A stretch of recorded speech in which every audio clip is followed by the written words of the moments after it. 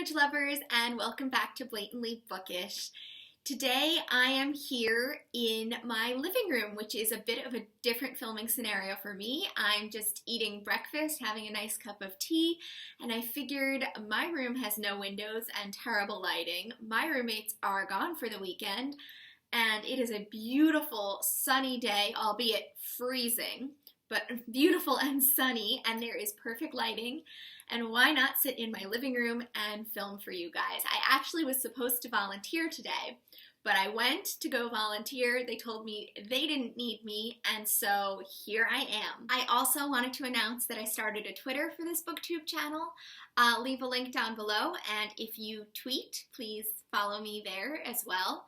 Yeah, I just noticed a lot of booktubers have Twitters, and I thought I should get one too. I'm still working on how to actually tweet things and reply to people, and yeah, but it should be good.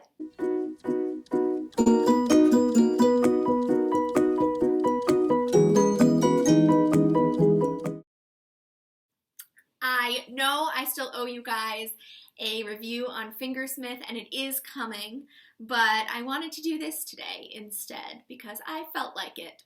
And I am allowed to do what I feel like on this channel. So, I want to talk to you a little bit about what I'm currently reading and obsessed with. I'm still reading Brain on Fire as an audiobook. Okay, listening to, not reading, you know what I mean.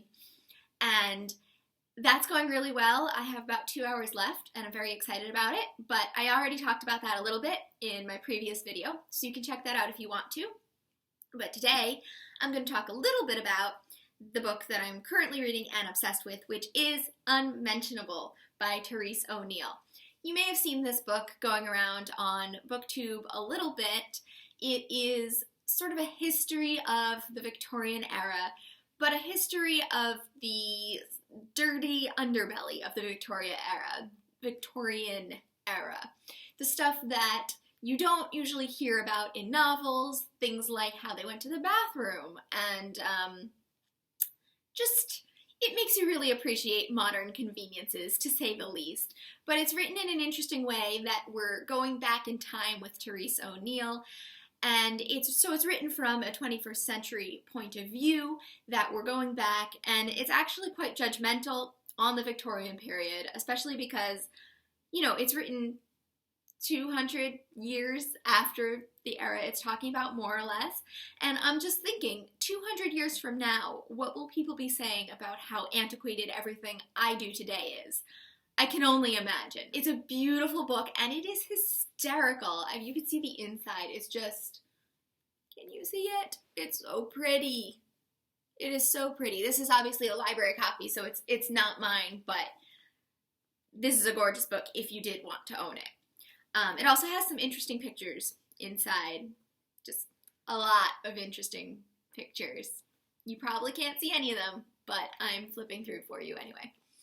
To illustrate how hysterical this book is, I would like to read you just the chapter titles, because the chapter titles alone really say it all, I think, at least. So, the introduction is called Hello, Slattern. So, the author is calling us a slattern. This is what I mean. It's just great. Number 1, getting dressed. How to properly hide your shame. 2, bowels into buckets. Nature is an obscene caller. 3, the treacherous art of bathing. 4, menstruation. You're doing it wrong. 5, diet, you're a little bag of pudding. 6, beauty, scorch, slather, and stuff. 7, courtship, not talking your way into his heart. 8, the wedding night, or a bad bit of bumbo. 9, birth control and other affronts to God. 10, being a good wife, how to avoid his eventual resentment for as long as possible. 11, running a proper household, the gentle art of dictatorship. 12, public behavior, avoiding scorn, dangers, and museums. 13, it's hysterical, the least funny thing about Victorian life. And I'm actually really interested in that one. I think that one's going to be about mental illness in the Victorian period, which is something I really, really want to read about, and is something that is relevant to March Madness, if you guys are following along with that. 14, The Secret Vice, Where Warts and Tiny Nipples Come From. Conclusion, I miss pants. So, I think you guys can see how hysterical this book is, and if this is your type of thing, if you're interested in kind of witty histories or the Victorian era, or just you want to pick up something a little different, I highly recommend this book. I'm only halfway through, as you can tell, but I am absolutely loving it. So something else I wanted to discuss with you guys today is writing and keeping a journal. I do not write. I have not written in a long time. I used to when I was really little. I used to write song lyrics, which is crazy because I am one of the least musically talented people you will ever meet. And I used to write short stories and poetry. And we're talking when I was young. This is like elementary school. The poetry, though, did carry on into college, and I used to write all these little short untitled poems a la Emily Dickinson. I even wrote one all about dashes, which are her, famous punctuation that she loves to use. But lately, I've been thinking about the power of stories and the power of writing, especially because I've been reading so much with BookTube, but also because I found this quote on either Tumblr or some internet type thing, Pinterest, one of those kinds of things. So the quote goes, "We are all stories in the end." So I was hoping that that quote would come from a famous author that I highly respect, someone like Virginia Woolf or Emily Dickinson, one of the Brontes, Dickens, just anyone that I highly respect, even contemporary authors. And I suppose it does come from an author of sorts, just not the type I was expecting. It is someone famous, and it is somebody who does write. But the quote actually comes from Doctor Who when I looked it up, which I was pretty surprised about. Stephen Moffat wrote that line, and I guess I overlooked him as an author. I don't know. I used to watch Doctor Who.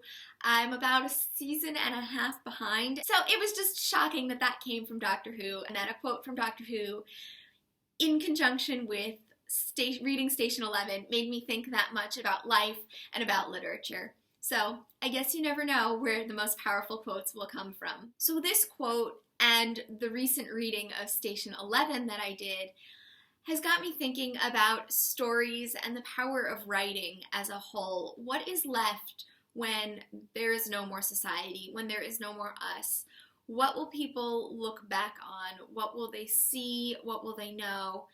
And it doesn't have to be after some post-apocalyptic event. It could be 10 years from now, 20 years from now.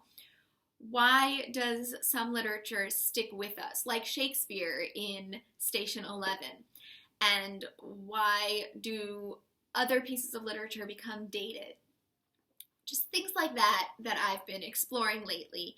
And the quote, "We are all stories in the end," really has me thinking that life is just a series of stories. We, as people, are a series of stories, of memories, of events strung together, and the most interesting thing about life is when our stories intersect with other people's stories.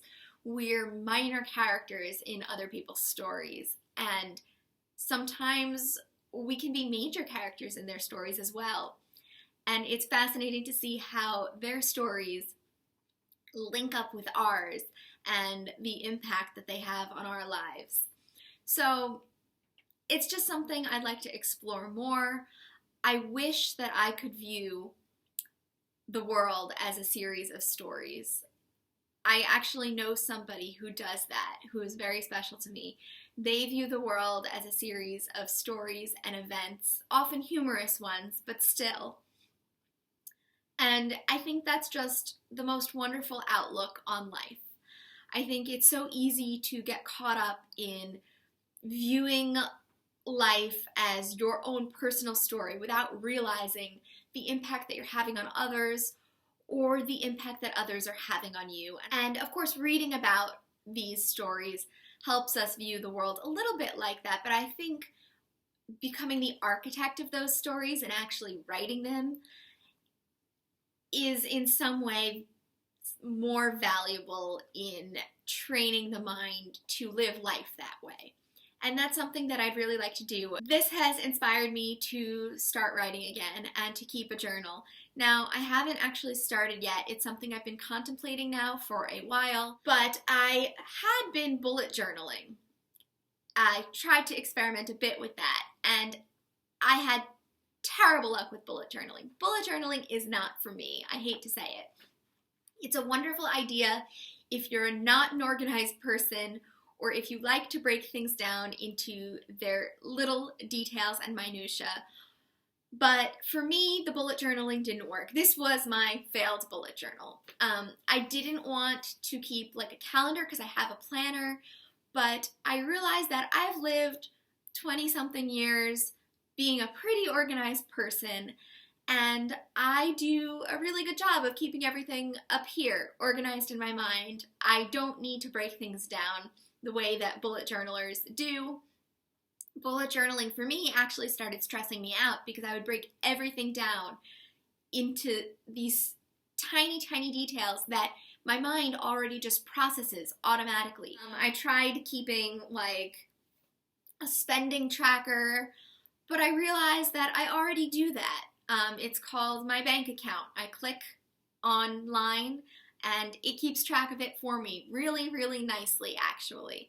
And I don't have problems with that. So why create problems and stress for myself with a bullet journal? I don't know. So it has turned into less of a bullet journal and more of my personal thoughts on everyday life. Now, it's not quite journal level yet. Right now, it's more bulleted notes on things that I see. I have Kate Howe's hot cocoa recipe in here, actually. I have ingredients for chili. I have notes about some of the books I've been reading. This is where I wrote my booktube year goals down. So this has been working really well as a literary type of journal, but I would like to get more into traditional journaling, journal entries that are in complete sentences, for example. And I'd like to write about my stories and use my stories as tools to understand other people's stories. The minor characters that enter into my life, I can elaborate on them, I can imagine what they must be going through, look at things from their point of view, etc., etc. And I think that's how fiction stories are truly born. If you guys have any advice on journaling, I would love to hear it. Please, please, please give me all the advice you have. I also would love to hear some book recommendations from you, books on writing. Looking for inspiration, came up with some of my own. I looked online. I don't own them yet. I haven't read them yet. But the list that I have going right now includes Reading Like a Writer by Francine Prose, Zen in the Art of Writing by Bradbury, Writing Down the Bones, which I didn't write the author down. I think it's Natalie Goldman. I'll link all these down below so you guys can see them and see if you have anything else to add to them. And the last one is The Writing Life, Writers on How They Think and Work by Arana. And I think that one is actually particularly interesting because it's a series of a bunch of different authors who wrote little snippets of their writing lives. So I'm hoping to get my hands on some of those, if not all of those. I also have Bird by Bird, but that's at home. I don't have it here to read. Do you guys have any other suggestions for books that you think would really help me out, that explore the writing process, that might inspire me to write? And I would love to hear your particular opinions on writing. Why do you write? Do you journal? Do you think about these types of things that I've discussed in this video? And if so, what are your thoughts on them? I'd really like to know. So let me know in the comments down below. And don't forget to subscribe to this channel if you haven't already, and my Twitter account if I ever figure out how to use it properly. And I look forward to seeing you in another video soon. Bye!